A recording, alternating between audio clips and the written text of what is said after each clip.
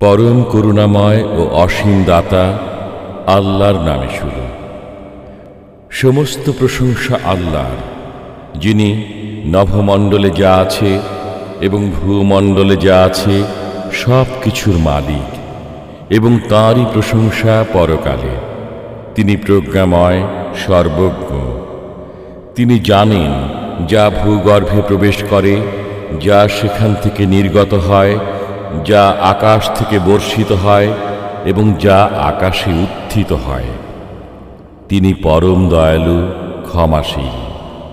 কাফিররা বলে, আমাদের উপর কিয়ামত আসবে না। বলুন, কেন আসবে না? আমার পালনকর্তার শপথ, অবশ্যই আসবে। তিনি অদৃশ্য সম্পর্কে জ্ঞাত। নভমণ্ডলে ও ভূমণ্ডলে তাঁর অগোচরে নয় অনুপরিমাণ কিছু, না তার চেয়ে ক্ষুদ্র এবং না বৃহৎ। সমস্তই আছে সুস্পষ্ট কিতাবে। তিনি পরিণামে যারা মুমিন ও সৎকর্মপরায়ণ তাদেরকে প্রতিদান দেবেন।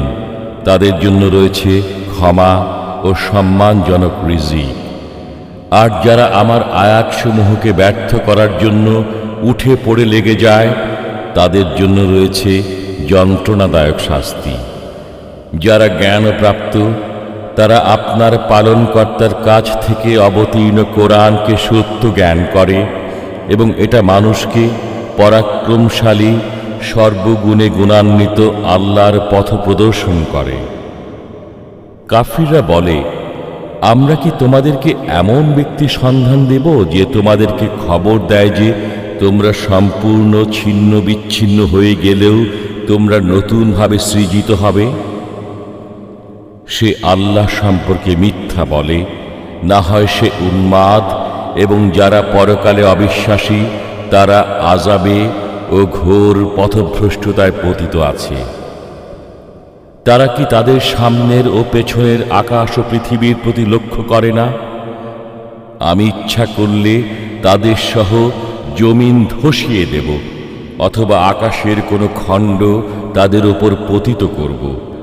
আল্লাহ অভিমুখী প্রত্যেক বান্দার জন্য এতে অবশ্যই নিদর্শন রয়েছে। আমি দাউদের প্রতি অনুগ্রহ করেছিলাম এই আদেশ মর্মে যে, হে পর্বতমালা, তোমরা দাউদের সাথে আমার পবিত্রতা ঘোষণা করো, এবং হে পক্ষী সকল, তোমরাও। আমি তার জন্য লৌহকে নরম করেছিলাম এবং তাকে বলেছিলাম, প্রশস্ত বর্ম তৈরি করো, কড়াসমূহ যথাযথভাবে সংযুক্ত করো এবং সৎ কর্ম সম্পাদন করো। তোমরা যা কিছু করো আমি তা দেখি। আর আমি সুলাইমানের অধীন করেছিলাম বায়ুকে, যা সকালে 1 মাসের পথ এবং বিকেলে 1 মাসের পথ অতিক্রম করত। আমি তার জন্য গলিত তামার এক ঝর্ণা প্রবাহিত করেছিলাম। কিছু জিন তার সামনে কাজ করত তার পালনকর্তার আদেশে। তাদের যে কেউ আমার আদেশ অমান্য করবে, আমি জ্বলন্ত অগ্নির শাস্তি আস্বাদন করাব। তারা সুলাইমানের ইচ্ছা অনুযায়ী দুর্গ, ভাস্কর্য, চৌবাচ্চার মতো বৃহদাকার পাত্র এবং চুল্লির উপর স্থাপিত বিশাল ডেগ নির্মাণ করত। হে দাউদ পরিবার, কৃতজ্ঞতা সহকারে তোমরা কাজ করে যাও। আমার বান্দাদের মধ্যে অল্প সংখ্যকই কৃতজ্ঞ। যখন আমি সুলাইমানের মৃত্যু ঘটালাম, তখন ঘুণ পোকায় জিনদেরকে তাঁর মৃত্যু সম্পর্কে অবহিত করল। সুলাইমানের লাঠি খেয়ে যাচ্ছিল।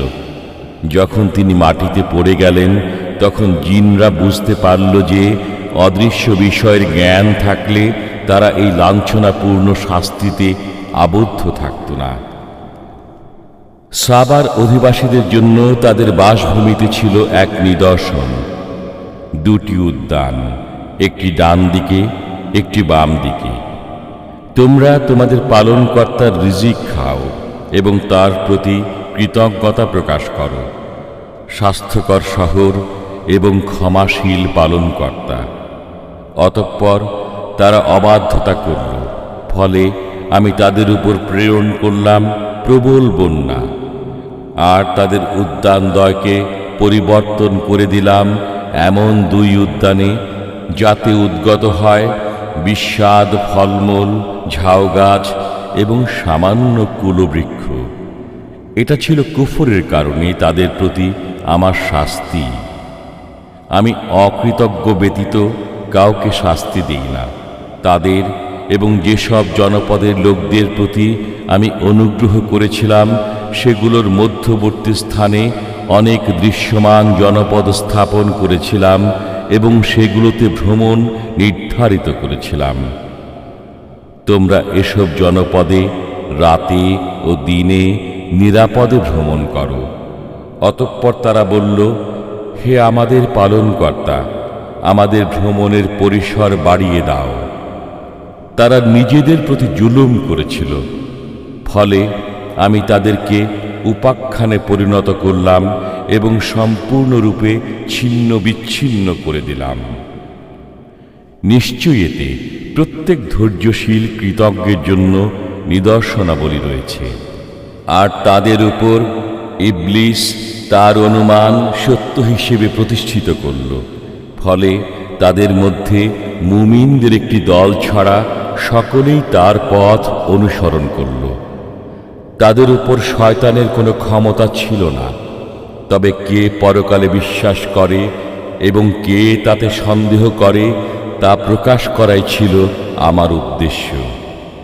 আপনার পালনকর্তা সব বিষয়ে তত্ত্বাবধায়ক। বলুন, তোমরা তাদেরকে আহ্বান করো যাদেরকে উপাস্য মনে করতে আল্লাহ ছাড়া। তারা নভমণ্ডল ও ভূমণ্ডলে অনুপরিমাণ কোনো কিছুর মালিক নয়। এতে তাদের কোনো অংশও নেই এবং তাদের কেউ আল্লাহর সহায়ক নয়।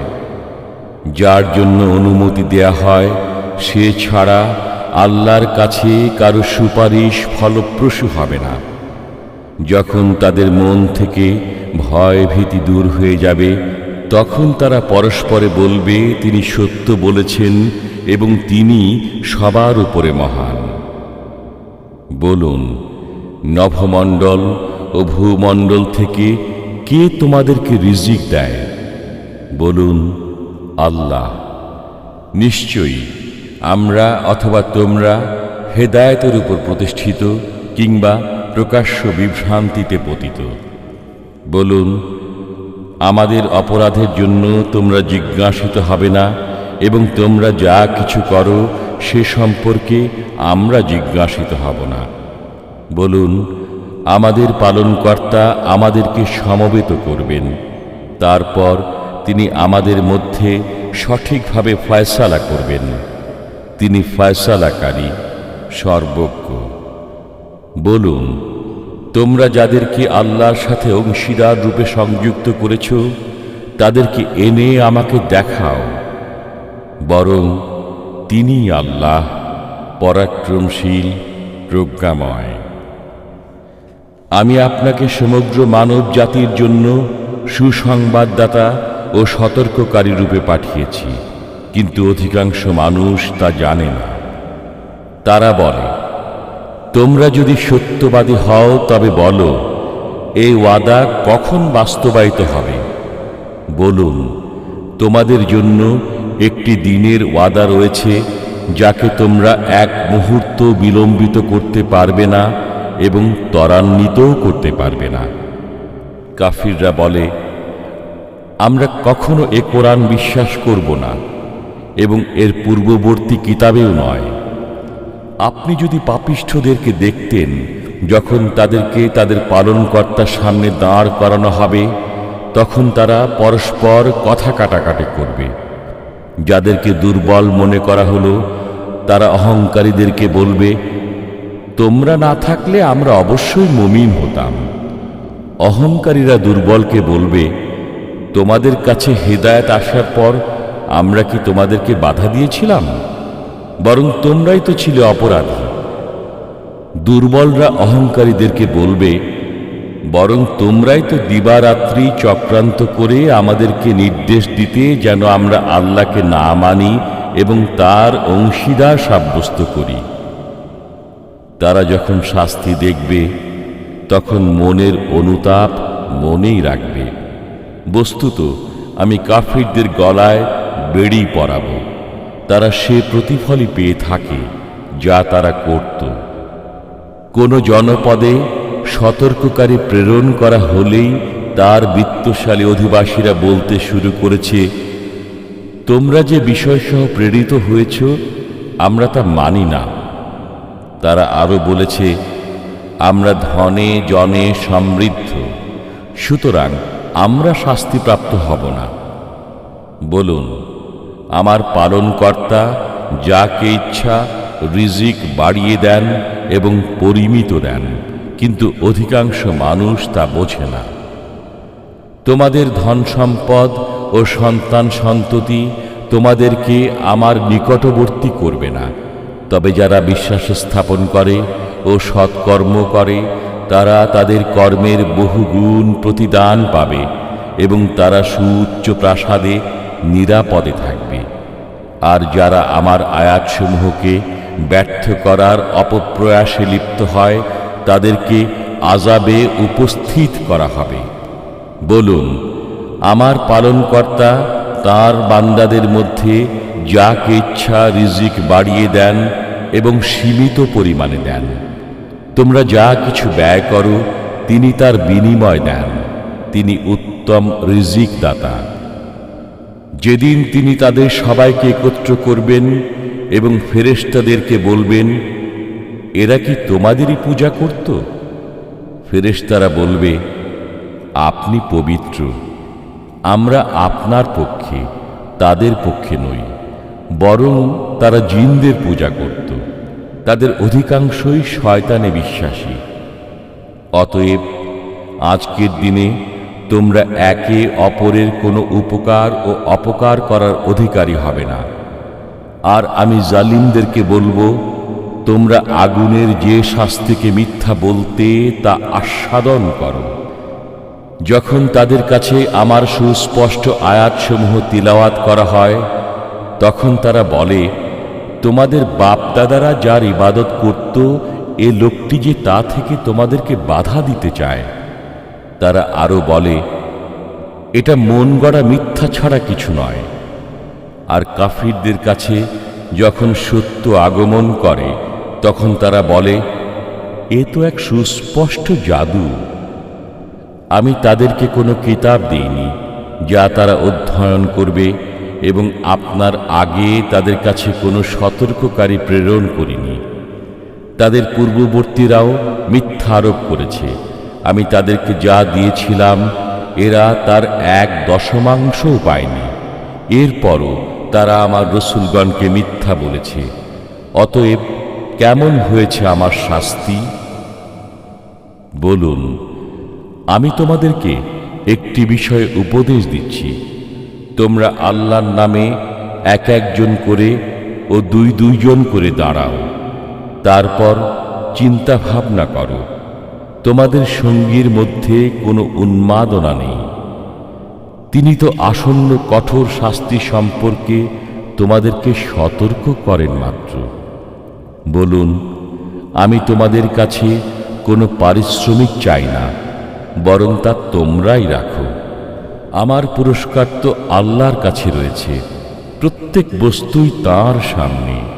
বলুন, আমার পালনকর্তা সত্য দিন অবতরণ করেছেন, তিনি আলিমুল গায়েব। বলুন, সত্য ধর্ম আগমন করেছে এবং মিথ্যা ধর্ম নিঃশেষিত হয়ে গেছে। বলুন, আমি পথভ্রষ্ট হলে নিজের ক্ষতির জন্যই পথভ্রষ্ট হব, আর যদি আমি সৎ পথপ্রাপ্ত হই তবে তা এজন্য যে আমার পালনকর্তা আমার প্রতি ওহী প্রেরণ করেন। নিশ্চয়ই তিনি সর্বশ্রোতা, নিকটবর্তী। যদি আপনি দেখতেন তারা যখন ভীত সন্ত্রস্ত হয়ে পড়বে তখন পালিয়েও বাঁচতে পারবে না এবং নিকটবর্তী স্থান থেকে ধরা পড়বে। তারা বলবে, আমরা সত্যে বিশ্বাস স্থাপন করলাম, কিন্তু তারা এত দূর থেকে তার নাগাল পাবে কেমন করে? অথচ তারা পূর্ব থেকে সত্যকে অস্বীকার করছিল, আর তারা সত্য হতে দূরে থেকে অজ্ঞাত বিষয়ের উপর মন্তব্য করত। তাদের ও তাদের বাসনার মধ্যে অন্তরাল হয়ে গেছে, যেমন তাদের সতীর্থদের সাথেও এরূপ করা হয়েছে, যারা তাদের পূর্বে ছিল। তারা ছিল বিভ্রান্তিকর, সন্দেহে পতিত।